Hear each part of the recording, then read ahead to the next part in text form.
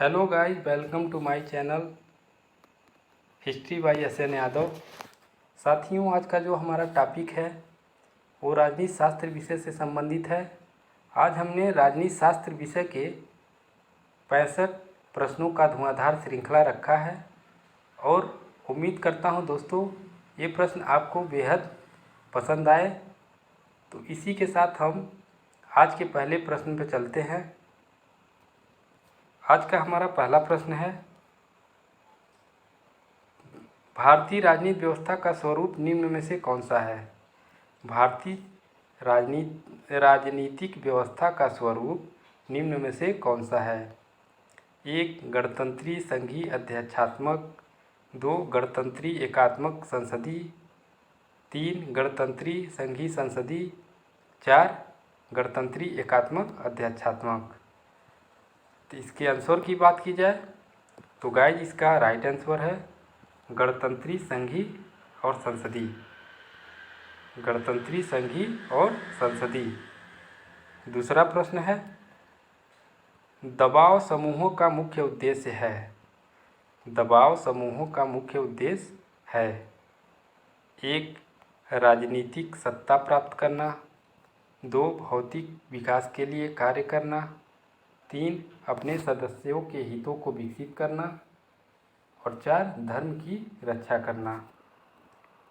तो इसका right answer जो होगा वो है अपने सदस्यों के हित को विकसित करना। अपने सदस्यों के हित को विकसित करना दबाव समूह का मुख्य उद्देश्य होता है। तीसरा प्रश्न है, संसद के संयुक्त अधिवेशन को कौन संबोधित करता है? संसद के संयुक्त अधिवेशन को कौन संबोधित करता है? 1. सभापति राज्यसभा, 2. अध्यक्ष लोकसभा, 3. राष्ट्रपति, 4. विरोधी दल का नेता। तो इसका राइट आंसर जो होगा वो होगा राष्ट्रपति। राष्ट्रपति जो है वो संसद के संयुक्त अधिवेशन को संबोधित करता है। चौथा प्रश्न है, संघीय लोक सेवा आयोग के अध्यक्ष की नियुक्ति कौन करता है? संघीय लोक सेवा आयोग के अध्यक्ष की नियुक्ति कौन करता है? 1. केंद्रीय गृह मंत्री, 2. संसद, 3. राष्ट्रपति और 4. प्रधानमंत्री। तो इसका राइट आंसर जो होगा वो राष्ट्रपति। राष्ट्रपति जो है संघीय लोक सेवा आयोग के अध्यक्ष की नियुक्ति करता है। पांचवा प्रश्न है, राज्य विधानसभा का चुनाव कराता है। राज्य विधानसभा का चुनाव कराता है 1. मुख्यमंत्री, 2. मुख्य चुनाव अधिकारी, 3. गवर्नर और 4. मुख्य सचिव।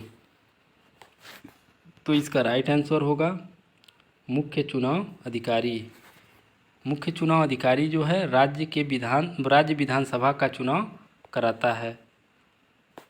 छठवां क्वेश्चन है, किसकी देखरेख में जिले में पुलिस बल शांति और व्यवस्था कायम करता है? किसकी देखरेख में जिले में पुलिस बल शांति और व्यवस्था कायम करता है? 1. जिलाधीश, 2. पुलिस कप्तान, 3. राज्य के गृह मंत्री और 4. मुख्यमंत्री। तो इसका राइट आंसर जो होगा वो न्यायाधीश होगा। ये जिलाधीश होगा। जिलाधीश के देखरेख में जिले में पुलिस बल शांति और व्यवस्था कायम करता है। सातवां प्रश्न है, मुख्य लेखा अधिकारी इनमें से किसके आय व्यय की जांच नहीं करते? मुख्य लेखा अधिकारी इनमें से किसके आय व्यय की जांच नहीं करते? 1. राज्य सरकार की, 2. केंद्र सरकार की, 3. नगर निगम की और 4. सरकारी उद्योग की। इसका राइट आंसर हो जाएगा नगर निगम। नगर निगम की, यानी नगर निगम मुख्य लेखा अधिकारी जो है वो नगर निगम की आय व्यय की जांच नहीं करता। आठवां प्रश्न है, निम्न में से कौन नौकरशाही की विशेषता नहीं है? निम्न में से कौन नौकरशाही की विशेषता नहीं है? 1 स्थायित्व, 2 तटस्थता, 3 अक्षमता और 4 गोपनीयता। तो इसका राइट आंसर हो जाएगा 3 यानी अक्षमता।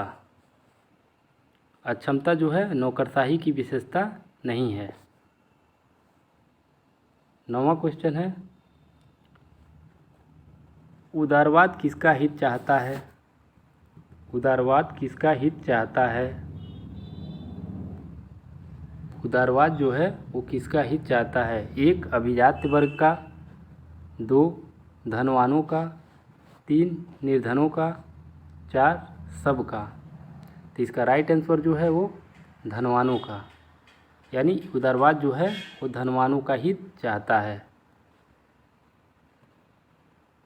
11वां क्वेश्चन है, भाषण की स्वतंत्रता किस शासन के लिए आवश्यक है? भाषण की स्वतंत्रता किस शासन के लिए आवश्यक है? 1 लोकतंत्र के लिए, 2 अधिनायकवाद के लिए, 3 राजतंत्र के लिए और 4 वर्गतंत्र के लिए। तो इसका राइट आंसर जो है वो 1 यानी लोकतंत्र के लिए। भाषण की स्वतंत्रता लोकतंत्री शासन प्रणाली के लिए आवश्यक है। 12वां क्वेश्चन है, निम्नलिखित में से कौन कल्याणकारी राज्य का समर्थक था? निम्नलिखित में से कौन कल्याणकारी राज्य का समर्थक था? 1 Lenin, 2 Bentham, 3 Jawaharlal Nehru, 4 JS मिल। तो इसका राइट आंसर जो है वो है जवाहरलाल नेहरू। जवाहरलाल नेहरू जो थे वो कल्याणकारी राज्य का समर्थन करते थे। 13वां क्वेश्चन है, भारतीय संविधान के अनुसार संसद की बैठक 1 साल में कम से कम कितनी बार होनी चाहिए? भारतीय संविधान के अनुसार संसद की बैठक 1 साल में कम से कम कितनी बार होनी चाहिए? 1 बार, 2 बार, 3 बार और 4 बार। तो इसका राइट आंसर है 2 बार, यानी प्रत्येक 6 माह में भारतीय संविधान के संसद की बैठक होती है। 14वां क्वेश्चन है, निम्नलिखित में से कौन सी दल पद्धति लोकतंत्र के स्थायित्व के लिए सबसे उपयुक्त है?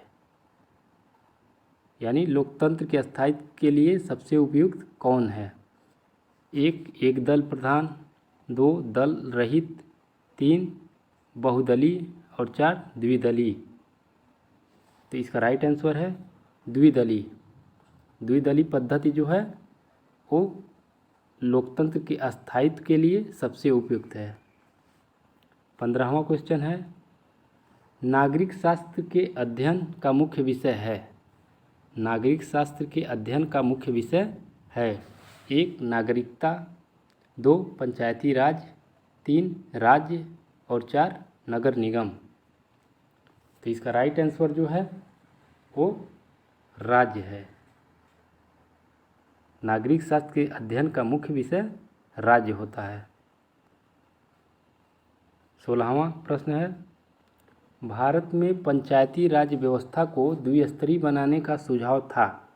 भारत में पंचायती राज व्यवस्था को द्विस्तरीय बनाने का सुझाव था।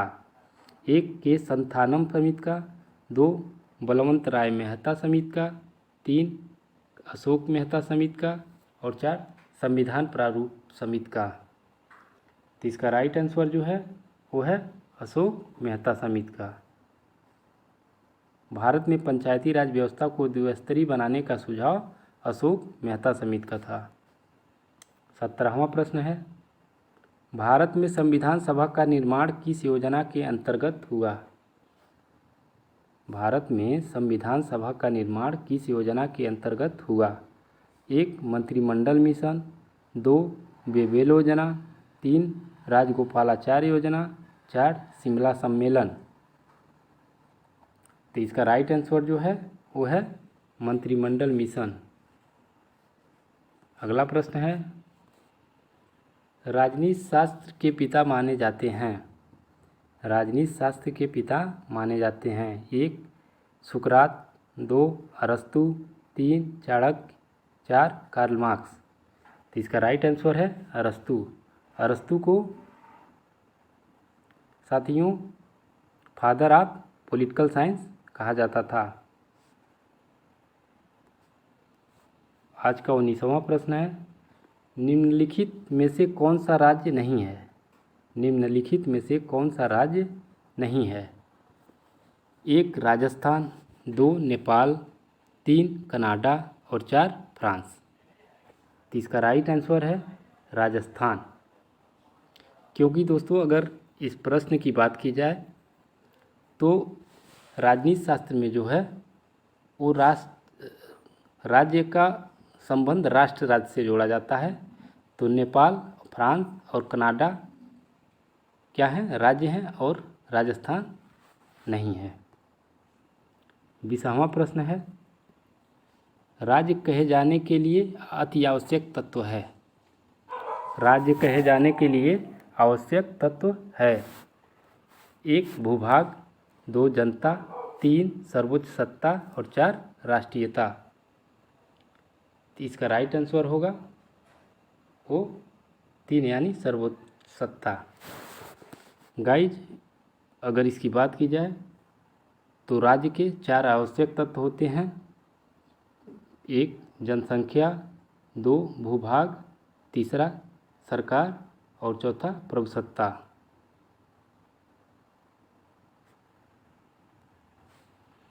21वां प्रश्न है, राज्य की उत्पत्ति का सबसे सही सिद्धांत है।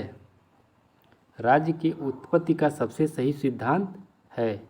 1 दैवीय उत्पत्ति का सिद्धांत, 2 शक्ति सिद्धांत, 3 पैतृक सिद्धांत और 4 विकासकारी सिद्धांत।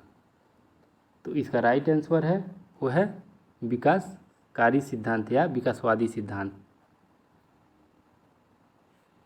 22वां क्वेश्चन है, लोकप्रिय संप्रभुता किसमें निहित होती है? लोकप्रिय संप्रभुता किसमें निहित होती है?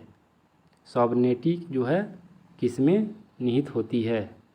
1 राष्ट्रपति में, 2 प्रधानमंत्री में, 3 जनता में, 4 संसद में। तो संप्रभुता जो है वो जनता में निहित होती है। तो राइट आंसर हो जाएगा जनता। 23वां क्वेश्चन है, कौन सा सिद्धांत एकत्ववादी संप्रभुता का विरोधी है? कौन सा सिद्धांत एकत्ववादी संप्रभुता का विरोधी है? 1 समाजवाद, 2 बहुलवाद, 3 व्यक्तिवाद और 4 उदारवाद।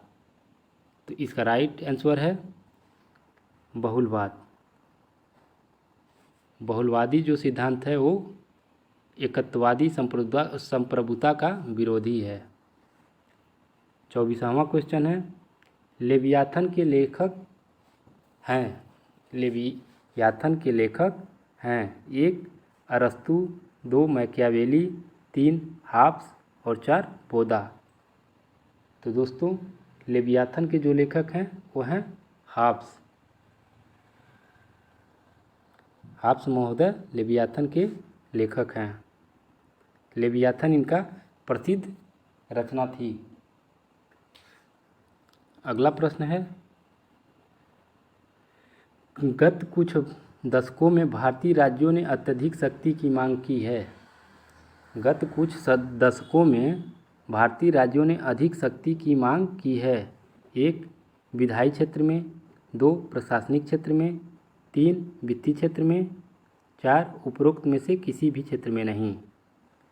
दोस्तों इसका राइट आंसर होगा वित्तीय क्षेत्र में। 26वां क्वेश्चन है, निम्न सिद्धांतों में किसके अनुसार राज्य की स्थापना जनता की इच्छा से हुई है? निम्न सिद्धांतों में किसके अनुसार राज्य की स्थापना जनता की इच्छा से हुई है? 1 शक्ति सिद्धांत, 2 दैवी सिद्धांत, 3 सामाजिक समझौते के सिद्धांत से और 4 इनमें से किसी से नहीं। तो इसका राइट आंसर है वो है सामाजिक समझौते का सिद्धांत। सामाजिक समझौते के सिद्धांत में कहा गया है कि राज्य की स्थापना जनता की इच्छा से हुई है। 27वां क्वेश्चन, राष्ट्रीयता सभ्यता के लिए एक खतरा है, किसने कहा है? राष्ट्रीयता सभ्यता के लिए एक खतरा है, किसने कहा है? ऑप्शन है 1 रविंद्रनाथ टैगोर, 2 महात्मा गांधी, 3 J.S. मिल और 4 मैकियावेली। तो दोस्तों इसका राइट आंसर जो होगा रविंद्रनाथ टैगोर। रविंद्रनाथ टैगोर का एक कथन है कि राष्ट्रीयता सभ्यता के लिए एक खतरा है। अगला प्रश्न है, अंतर्राष्ट्रीय न्यायालय कहाँ स्थित है?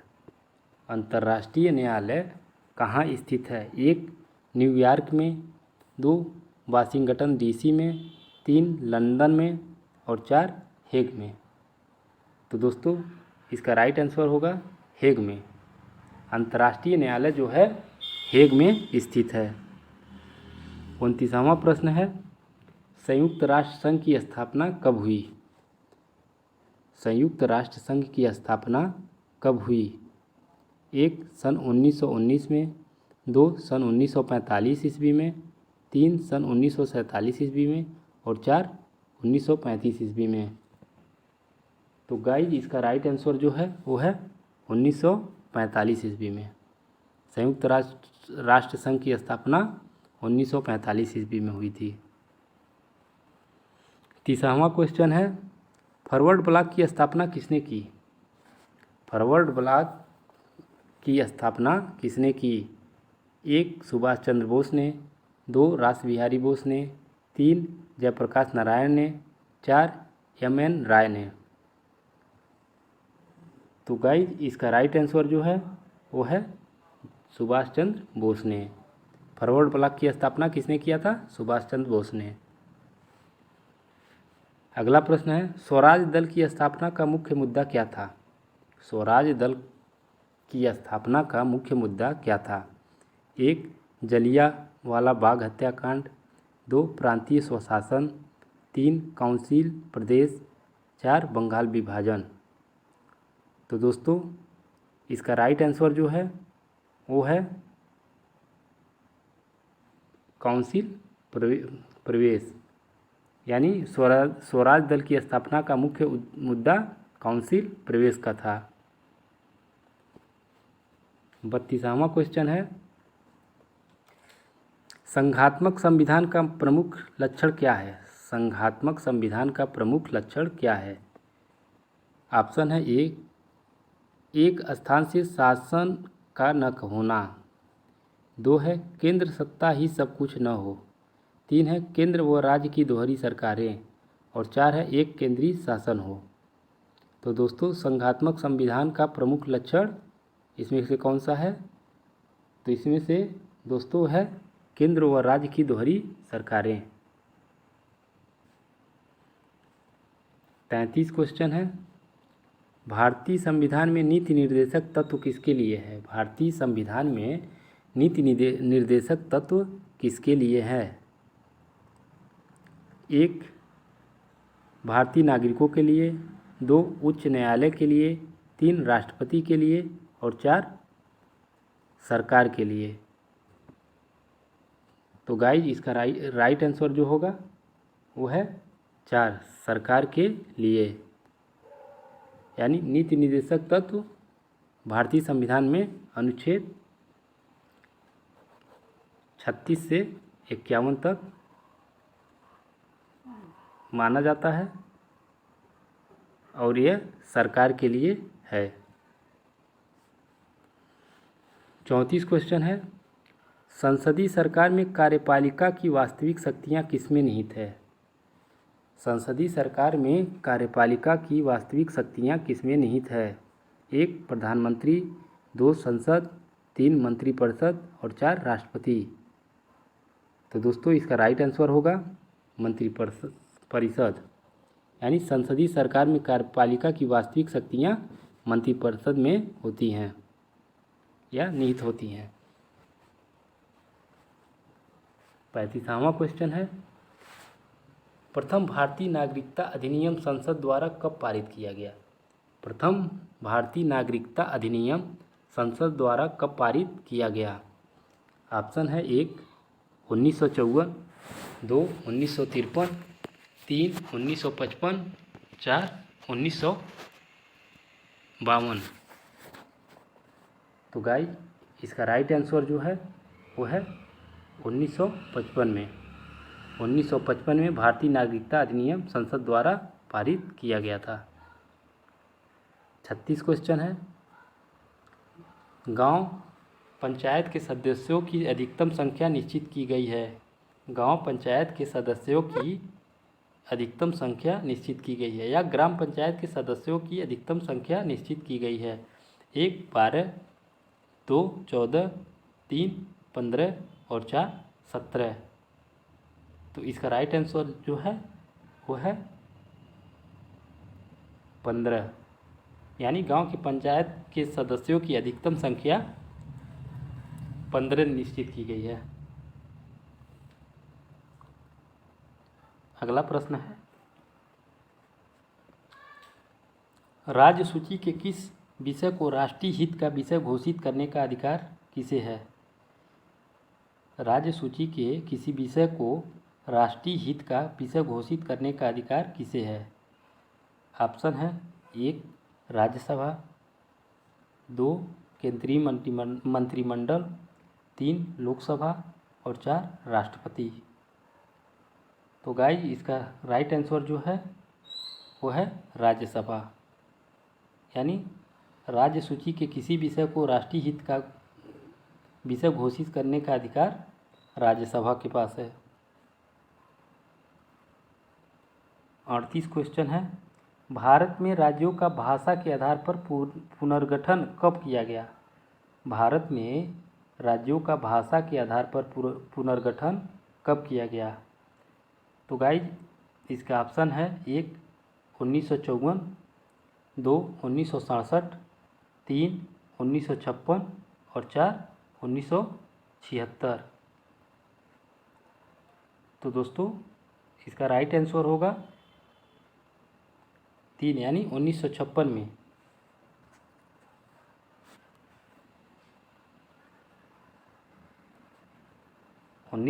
में भारत में राज्यों का भाषा के आधार पर पुनर्गठन किया गया था।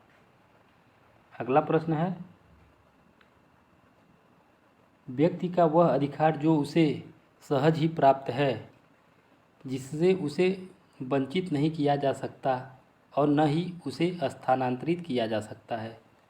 व्यक्ति का वह अधिकार जो उसे सहज ही प्राप्त है, जिससे उसे वंचित नहीं किया जा सकता और न ही उसे स्थानांतरित किया जा सकता है।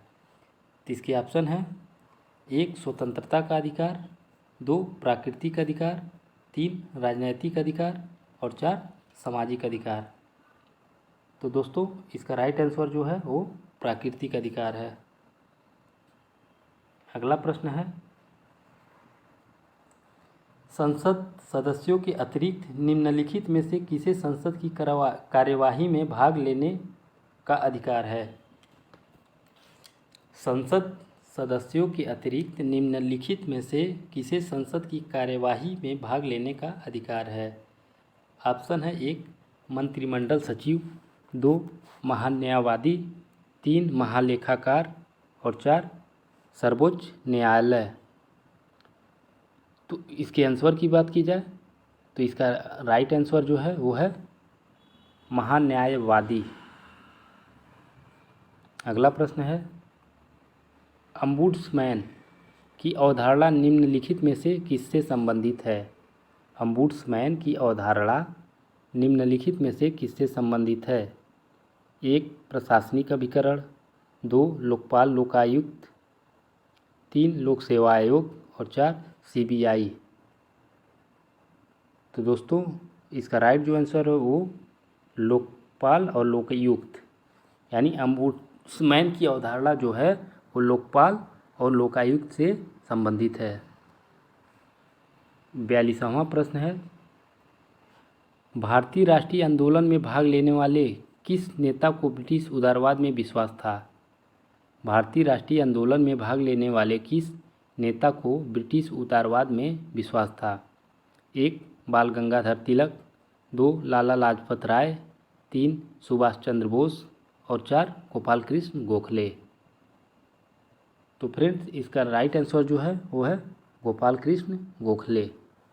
गोपाल कृष्ण गोखले को उदारवादी नेता कहा जाता था और गोपाल कृष्ण गोखले जो है भारतीय राष्ट्रीय आंदोलन में भाग लेने वाले वह नेता थे जिनको ब्रिटिश उदारवाद में विश्वास था। 43वां क्वेश्चन है, गांधी जी की राष्ट्रीय आंदोलन में सबसे बड़ी देन है? गांधी जी की राष्ट्रीय आंदोलन में सबसे बड़ी देन है? 1. साध्य साधन की पवित्रता, 2. पंचशील, 3. लोकतंत्रवादी समाज, 4. मजदूर आंदोलन। तो इसका राइट आंसर है साध्य साधन की पवित्रता।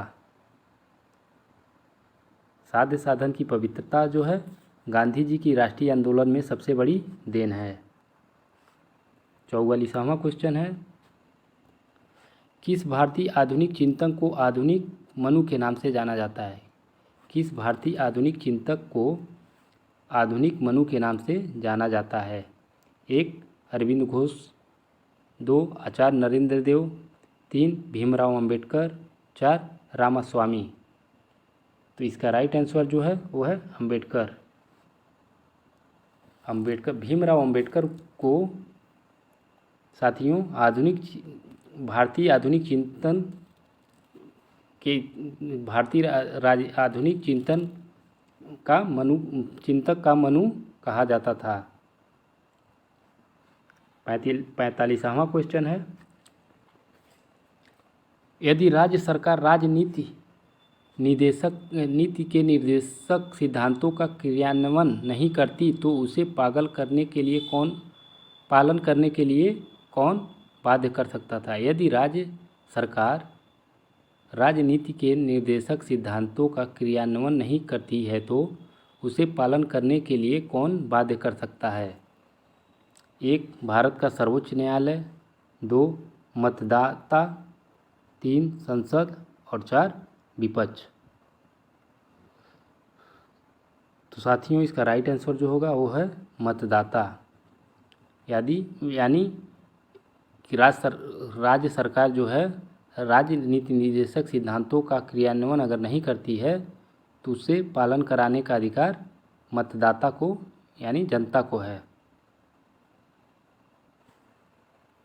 46वां क्वेश्चन है, इन तत्वों में से कौन सा तत्व मौलिक अधिकारों के अंतर्गत आता है और राज्य के नीति निर्देशक तत्वों के अंतर्गत नहीं आता?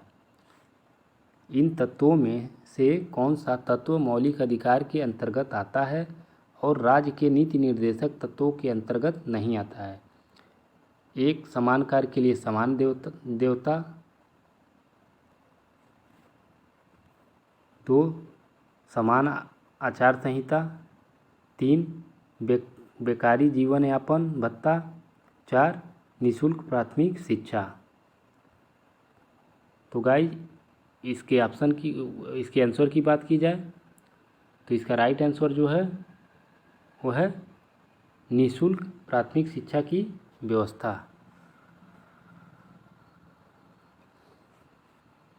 47वां प्रश्न है, भारत में क्षेत्रवाद के उदय का प्रमुख कारण है? भारत में क्षेत्रवाद के उदय का प्रमुख कारण है? 1. पृथकतावाद, 2. अल्पसंख्यकों की स्थिति, 3. पृथक राज्यों की मांग, 4. भाषा के आधार पर राज्यों का गठन व निर्माण। तो इसका राइट आंसर जो है वो है भाषा के आधार पर राज्यों का गठन व निर्माण। 48वां क्वेश्चन है, रूसों के समान इच्छा का तात्पर्य किस भाव से है? रूसों के समान इच्छा का तात्पर्य किस भाव से है? 1. जनमत, 2. अधिकतम लोगों के हित, 3. वह जो समस्त समुदाय के हित में हो, 4. वह जो राजा के हित में हो। तो साथियों इसका राइट आंसर जो है वह जो समस्त समुदाय के हित में हो। रूसो के समान इच्छा का तात्पर्य था कि जो समस्त समुदाय के हित में हो, वही रूसो के समान इच्छा का तात्पर्य था। 49 क्वेश्चन है, राज्य के आवश्यक तत्व हैं। राज्य के आवश्यक तत्व हैं 1, 7, 2, 5, 3, 4 या 4, 3। तो साथियों राज्य के आवश्यक जो तत्व हैं वो 4 होते हैं। 4 कौन कौन से? जनसंख्या,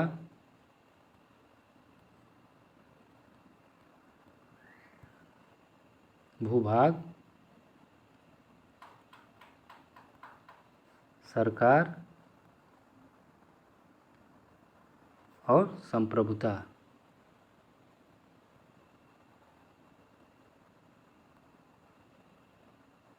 यही 4 राज्य के आवश्यक तत्व हैं। 50वां क्वेश्चन है, रक्त संबंध से समाज और समाज से राज्य की उत्पत्ति हुई है, यह कथन किस विचारक का है? रक्त संबंध से समाज और समाज से राज्य की उत्पत्ति हुई है, यह कथन किस विचारक का है? 1 गार्नर, 2 लास्की, 3 रूसो, 4 मैकाइबर। तो इसका राइट आंसर जो है वो है मैकाइबर। यह कथन किसका है? मैकाइबर का है। 51 नंबर का प्रश्न है, भारतीय संविधान में उल्लिखित निम्नांकित में से कौन सा मौलिक अधिकार केवल भारतीय नागरिकों को प्राप्त है? भारतीय संविधान में उल्लिखित निम्नांकित में से कौन सा मौलिक अधिकार केवल भारतीय नागरिकों को प्राप्त है? ए है धर्म, प्रजाति, जाति, लिंग अथवा जन्म स्थान के आधार पर विभेद के विरुद्ध सुरक्षा। बी है शोषण के विरुद्ध अधिकार। सी है विधि के समक्ष समानता। और डी है धर्म की स्वतंत्रता। तो इसका राइट आंसर जो है वो 1 यानी धर्म, प्रजाति, जाति, लिंग अथवा जन्म स्थान के आधार पर विभेद के विरुद्ध सुरक्षा, यह मौलिक अधिकार जो है वह भारतीय नागरिकों को ही बस प्राप्त है। 52 नंबर का प्रश्न है, राज्य के कार्यों की परंपरागत विचारधारा के अनुसार अनिवार्य तथा ऐच्छिक 2 भागों में बांटा गया है, लेकिन वर्तमान समय में राज्य की अवधारणा के अनुसार अनिवार्य और ऐच्छिक का भेद समाप्ति है तथा समस्त कार्य अनिवार्य ही माने जाते हैं। राज्य के कार्यों की परंपरागत विचारधारा के अनुसार अनिवार्य तथा ऐच्छिक 2 भागों में बांटा गया है, लेकिन वर्तमान समय में राज्य की अवधारणा के अनुसार अनिवार्य और ऐच्छिक का भेद समाप्ति है तथा समस्त कार्य अनिवार्य ही माने जा रहे हैं।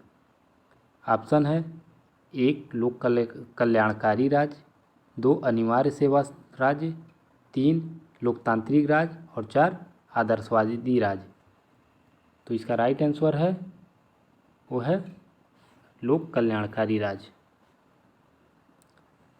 53 नंबर का प्रश्न है, निम्नांकित में से कौन सी विशेषता फांसीवाद में पाई जाती है? निम्नांकित में से कौन सी विशेषता फांसीवाद में पाई जाती है?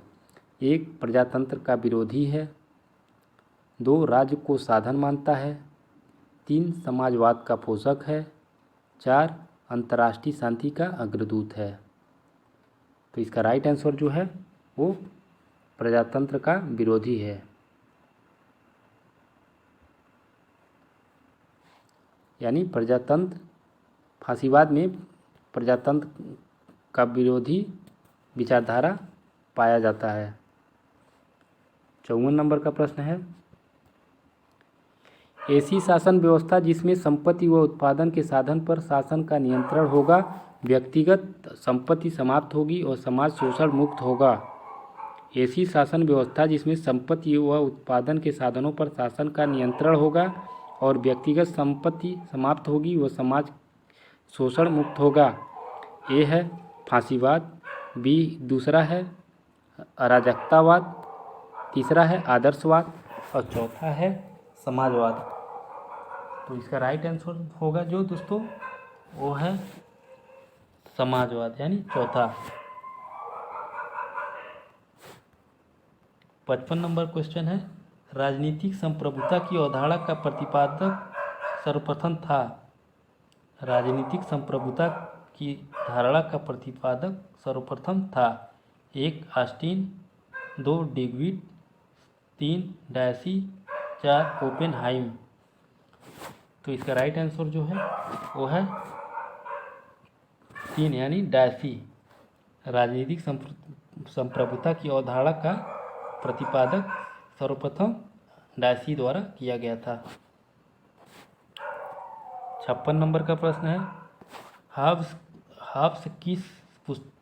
की किस पुस्तक ने उसे अमर बना दिया। हाब्स की किस पुस्तक ने उसे अमर बना दिया। 1 डी कारप पोलिटिको, 2 डी सीयू, 3 लेवायथन और 4 किसी ने भी नहीं। तो इसका राइट आंसर जो है साथियों वो है लेवियाथन या लेवायथन। लेवायथन जो पुस्तक है वो हाब्स की पुस्तक है और उसने इस पुस्तक ने हाब्स को क्या कर दिया था, अमर बना दिया था। 57 नंबर का प्रश्न है, जेल सुधार किस राजनीतिक विचारक ने प्रस्तुत किए। जेल सुधार किस राजनीतिक विचारक ने प्रस्तुत किए। 1 प्लेटो ने, 2 अरस्तु, 3 बेंथम, 4 रूसो। इसका राइट आंसर है बेंथम, यानी जेल सुधार बेंथम जेल सुधार जो है वो बेंथम का था। अगला प्रश्न है, मनु द्वारा प्रतिपादित राज्य की उत्पत्ति के हैं सिद्धांत में राजा को किसके अधीन माना गया है। मनु द्वारा प्रतिपादित राज्य की उत्पत्ति के हैं सिद्धांत में राजा को किसके अधीन माना गया है।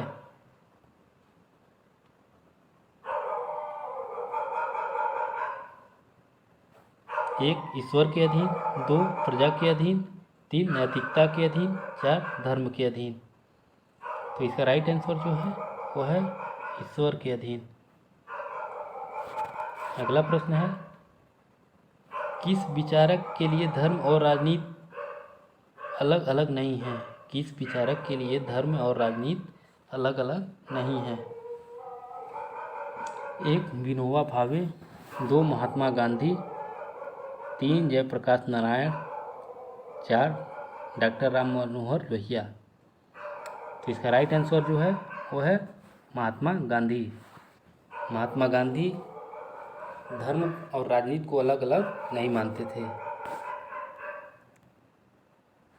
60वां प्रश्न है, स्वतंत्रता और समानता एक दूसरे के पूरक हैं, इस विचार के समर्थक कौन विद्वान हैं।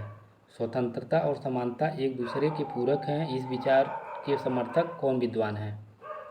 1 प्रोजेड, 2 डॉक्टर आशीर्वादी लाल, 3 रूसो और 4 मिल।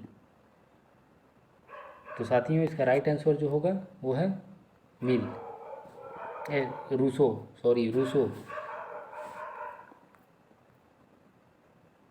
स्वतंत्रता और समानता एक दूसरे के पूरक हैं, ये कौन कहा था, रूसो ने कहा था। अगला प्रश्न है, मौलिक कर्तव्यों को संविधान के किस संशोधन द्वारा कब सम्मिलित किया गया। मौलिक कर्तव्यों को संविधान के किस संशोधन द्वारा कब सम्मिलित किया गया।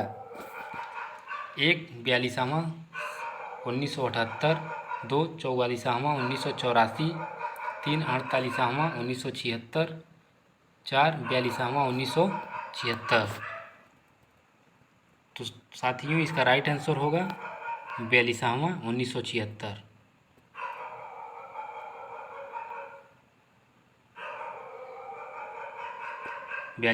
संवैधानिक संशोधन द्वारा मौलिक कर्तव्यों को सम्मिलित किया गया। और कब? 1976 में।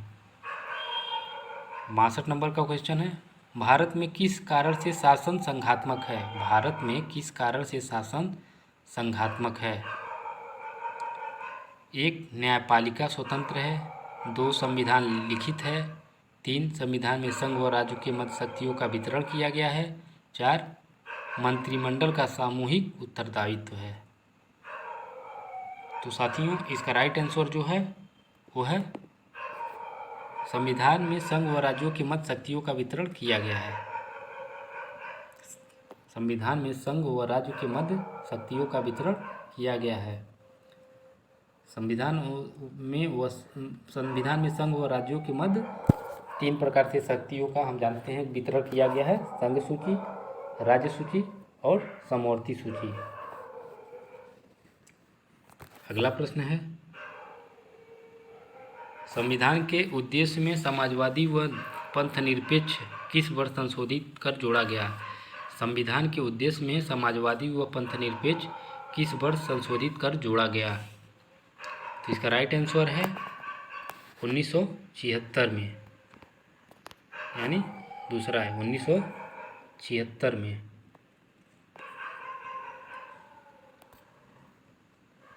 1976 में जो है संविधान के उद्देश्यों में समाजवादी व पंथनिरपेक्ष शब्द जोड़ा गया था। अगला प्रश्न है, राज्य की कार्यपालिका शक्ति किसमें निहित होती है? राज्य की कार्यपालिका शक्ति किसमें निहित होती है? 1. मंत्रिमंडल, 2. विधानमंडल, 3. मुख्यमंत्री और 4. राज्यपाल। तो साथियों, इसका राइट आंसर है राज्यपाल। राज्यपाल में राज्य की कार्यपालिका शक्ति निहित होती है।